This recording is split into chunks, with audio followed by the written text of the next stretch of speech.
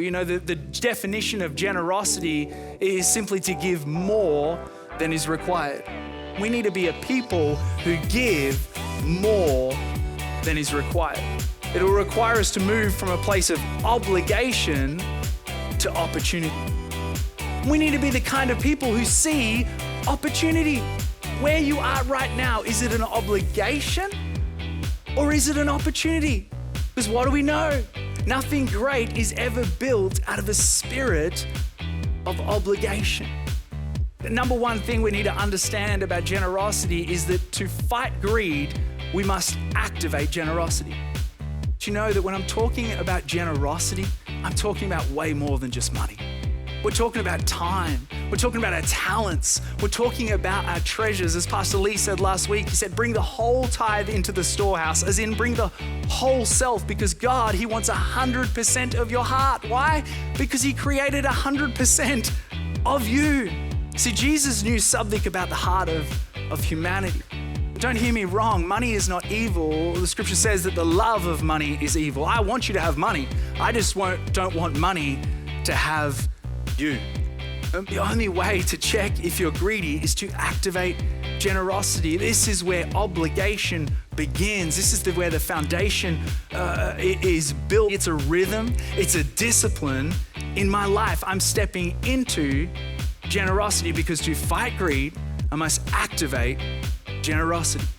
But haven't we learned so far that God, he wants so much more than just our words? Worship is about our entire life. It's about all day and every day, not just 3 songs on a Sunday. To worship, it must be more than words. Scripture says, whatever you do, do it unto the Lord. Every part of my life is an act of worship. My words, my actions, my work, the way that I love my wife, the way that I pray, the way that I give, the way that I serve. Like we said, your time, your talents, and your treasures.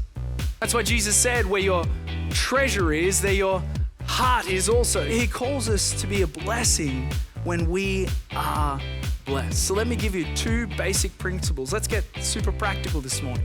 To always be in a place where we can reap a harvest and be a blessing. And the first is the tithe.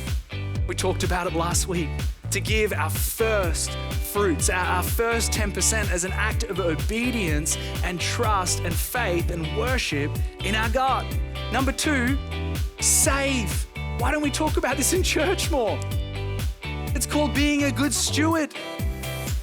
Put away some finances for the future. Here's a basic principle. You might have heard it before. Tithe 10%, save 10%, and make it your goal to live off the 80%.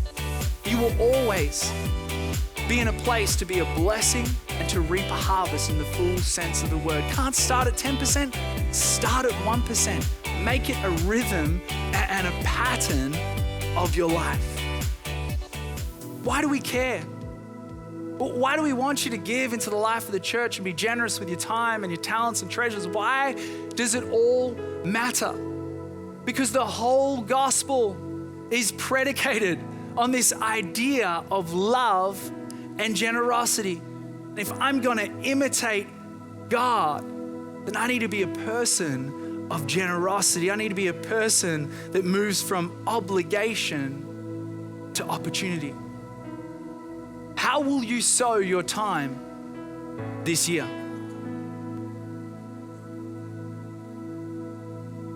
How will you sow your talents this year with what God has gifted you, your makeup, your personality, your strengths?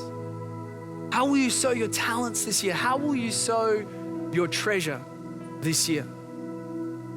Are you blessed to be a blessing?